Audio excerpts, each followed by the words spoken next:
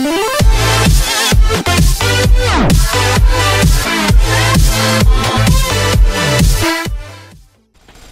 guys, and welcome back to another Red Crucible Firestorm video. As always, Kingy here, and let's take a look at the Vortex P. Now, usually I would be reviewing new releases like that RGS, releases, but recently they haven't really made anything. So as a filler, I kind of made a Q&A last time, and now we're going to do a Vortex P review because we're still waiting on whatever RGS has in store for us. Hopefully that's Island X, because, yeah, we've been waiting for quite some time now. Anyways, let's get right into it. This is going to be a kind of short review because if you watched my Wasp P review, this is a very, very similar weapon. Now, the only difference between the Vortex P and the Vortex G, like much of the older Platinum weapons, like the first few ones, had different iron sights than its original counterparts. For example, as you guys can see here, the Vortex P has a skull as the laser dot, while the Vortex G just has a simple red dot in the center. Now, to be honest, I really love the skull here, because sure, it's a little bit big, but there's holes in the eye sockets, so it's actually pretty easy to use.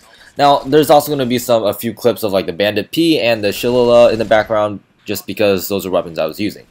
Now, the Vortex P is a very stable weapon, 3-shot kill, and it's an SMG, which means it fires pretty fast. As I said before, good fire rate, and the range isn't the best, so it's like more suited to short to medium ranges.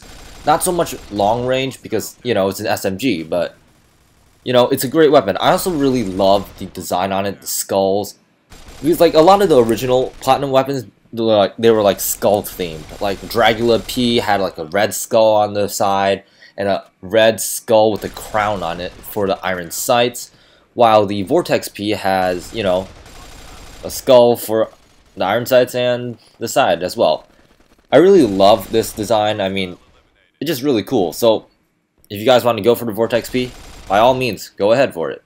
It's a very, very great weapon, and it's really reliable. Like, if you don't have any premium weapons, like the most stable weapons, like the best ones I would recommend going for are either the Groza M or the Vortex or the Wasp, because they're basically the same weapon.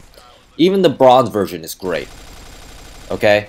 So if you don't have any premiums, consider going for this one. If not, watch some of my other videos. There's tons of weapons that RGS has in RCF, so feel free to check them all out. You can also rent them if you want.